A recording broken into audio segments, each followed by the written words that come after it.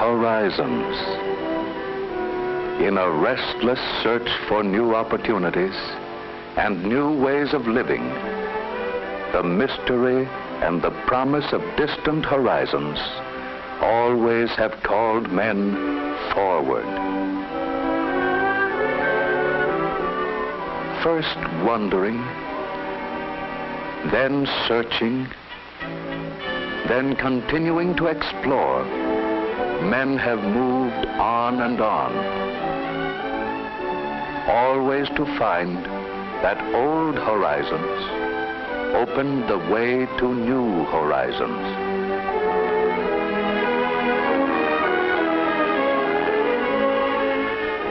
In a search that has continued for centuries, some far distant view with its promise of the unseen and its promise of the unknown has forever fathered the impulse to seek for new things in new places, new horizons, roads for men to go places.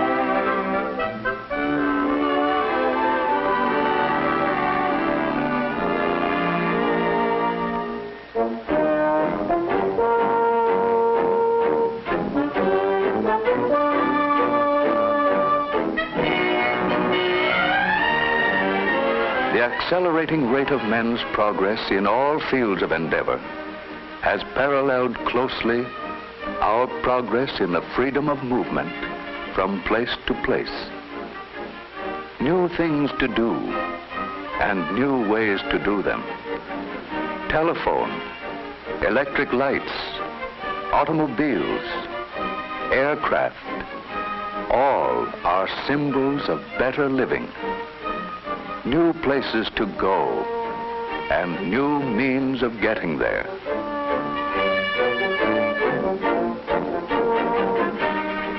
With a growing appreciation of the wisdom of applying the road tax monies to the road building program for which they were designed, highway development is going on at a rapidly increasing pace.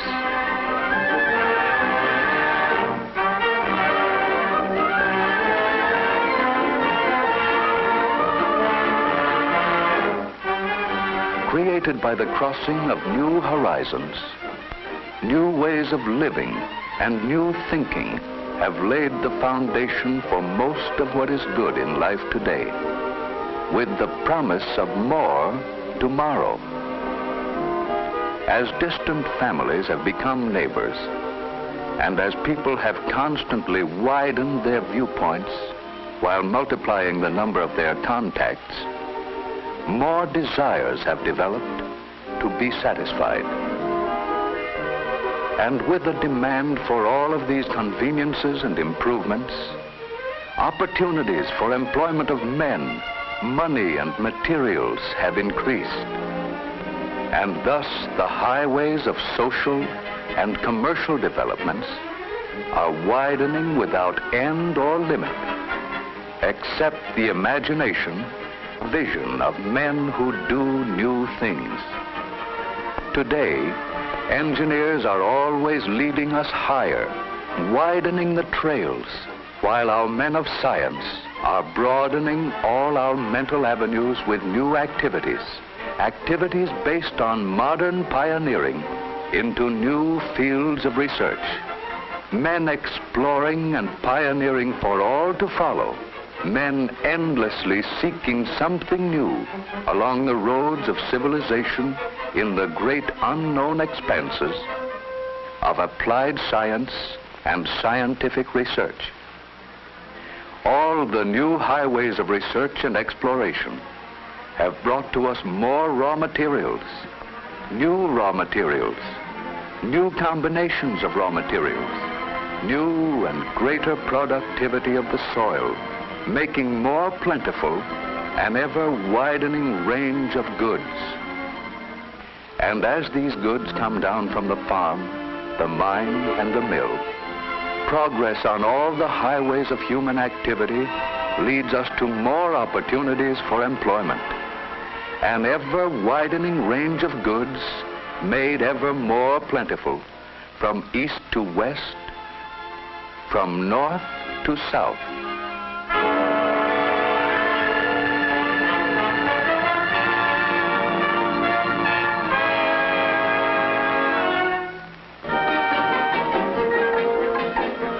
Our greatest strides in providing more things for more people have been made at a time when the influence of new geographical frontiers was about over.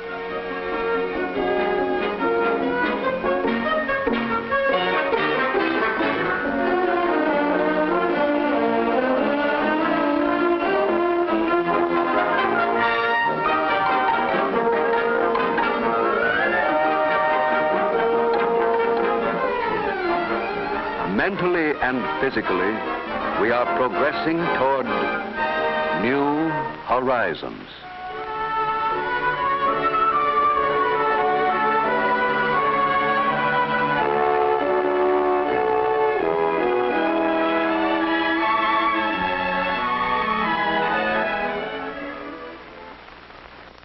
To help us get a glimpse into the future of this unfinished world of ours, there has been created for the New York World's Fair a thought-provoking exhibit of the developments ahead of us, the greater and better world of tomorrow that we in America are building today.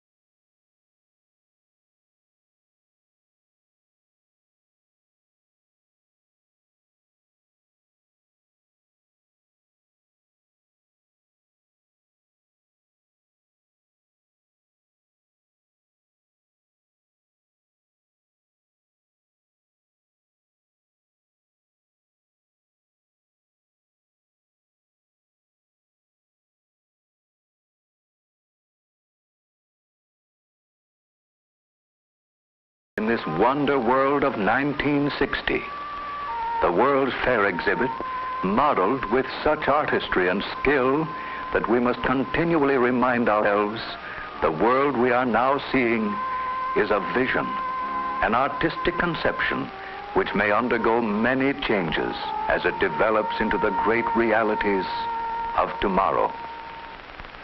Sunshine, trees, hills and valleys, flowers and flowing streams. This world of tomorrow is a world of beauty. These eternal things, wrought by God, are lovely and unchanging. 20 years have passed. With new agriculture and industry, with new forms of education, recreation, a new world is constantly opening before us at an ever-accelerating rate of progress.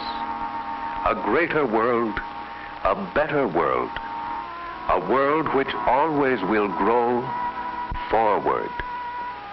Man has forged ahead. New and better things have sprung from his industry and his genius. Here is a modern farm.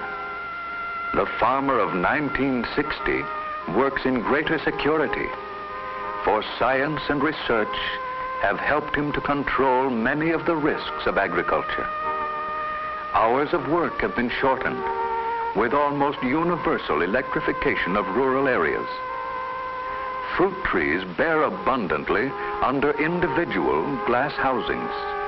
Orchards are protected against disease and insects. Science even influences pollination by artificial feeding. Does it seem strange, unbelievable? Remember, this is the world of 1960, and physics and chemistry have joined hands with the farmer in helpful friendship. Here are the farm roads of the community.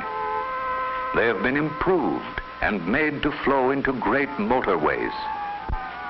This superb one-direction highway, with its 7 lanes accommodating traffic at designated speeds of 50, 75, and 100 miles an hour, is engineered for easy grades and for speed with safety.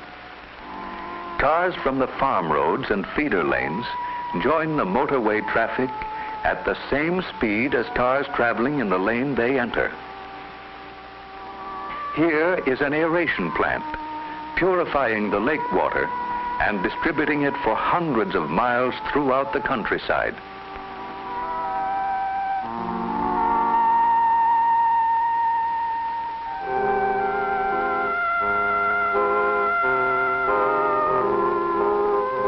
Here is a highway intersection, highway engineering at its most spectacular. Traffic may move safely and easily without loss of speed. By means of the ramped loops, cars may make right and left turns at rates of speed up to 50 miles per hour. Elevated and depressed are the turning off lanes. There is no interference from the straight-ahead traffic in the higher speed lanes. The motorist of 1960 finds this intersection safe and efficient. The two-directional traffic of the motorway, which merged at the intersection, separates again. The highway surface is automatically lighted by continuous tubing in the highway safety curbing, which evenly illuminates the road surface. What's this just ahead? An amusement park, 1960. Man's progress has brought more leisure for amusement and recreation, bringing them within easier reach of more people. Industrial communities have gone ahead by multiplying the conveniences and comforts of living. Hundreds of comfortable homes for workers. All people benefited by broadening their scope of living, gaining by advanced means of communication and new methods of work. Here is a thriving and prosperous steel town. Notice the furnaces glowing, river and rolling mills.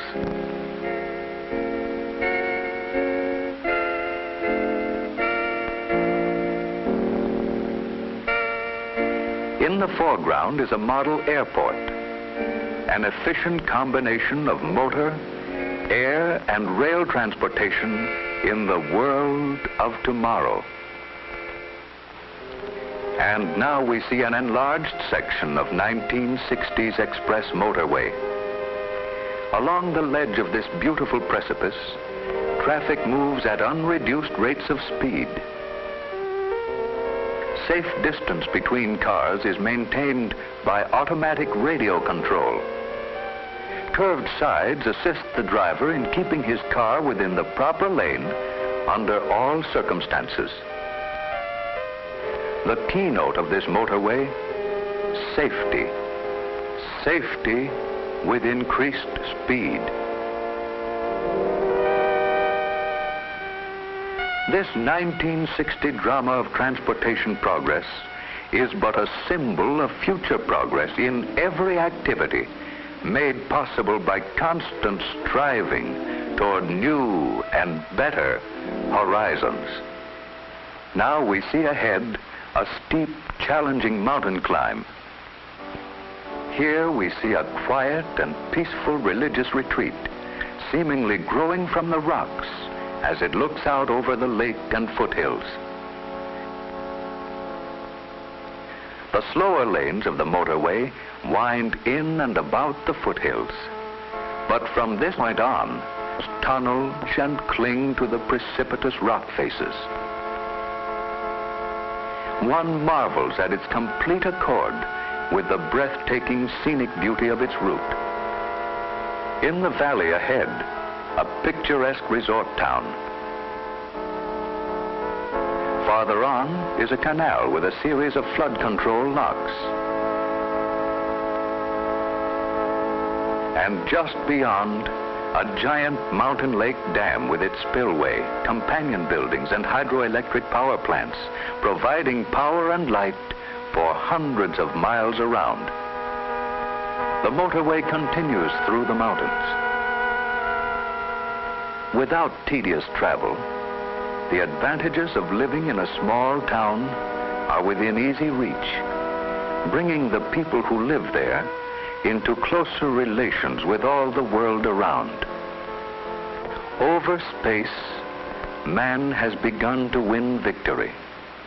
Space living, space for working, space for pay, all available for more people than ever before. Over a spectacular suspension bridge, the motorway enters a large city, spanning the navigable river on which it is situated and forming a gateway to the city. A feature of this bridge is the elimination of congestion and the elimination of interference from all the various converging motorways and from all the feeder roads. And now we see a great river city of 1960. 20 years ago, the population of this city was approximately 1 million persons. It is much larger, rebuilt and replanned.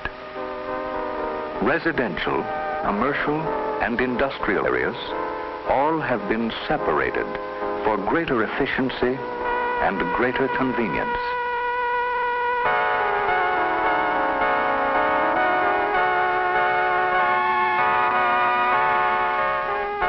A vast circular airport is close to the city with a giant dirigible hangar. So that it can be turned easily to meet any wind direction, it is resting in a pool of liquid. Outside is an airport with its hangars and planes. There are special facilities for handling sea of the inland airports of 1960. Here is an American city replanned around a highly developed, modern traffic system. The parks of the city have continuity, proper placement. These areas are united into long green strips surrounding each community.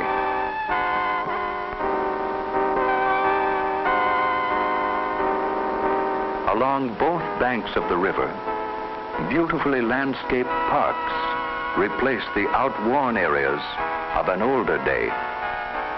An industrial docking basin, newly completed, takes care of all the shipping from the adjacent industrial area. On all express city thoroughfares, the rights of way have been so rooted as to displace outmoded business sections and undesirable slum areas whenever possible. Man continually strives to replace the old with the new. A 1/4 mile high skyscrapers tower with convenient rest and recreational facilities for all. On many of the buildings are landing decks for helicopters and autogyros.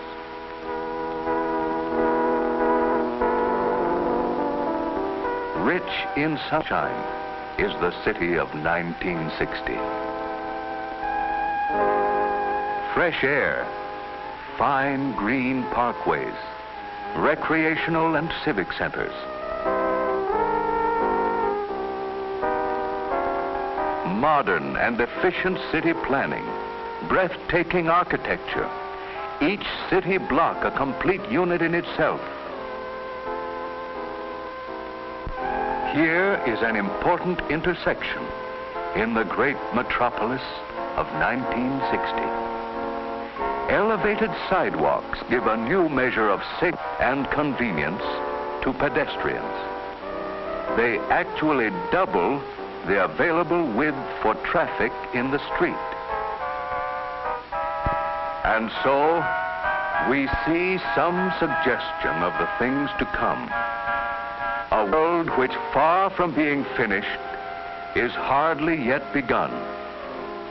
A world with a future in which all of us are tremendously interested, because that is where we are going to spend the rest of our lives. In a future which can be whatever we propose to make it.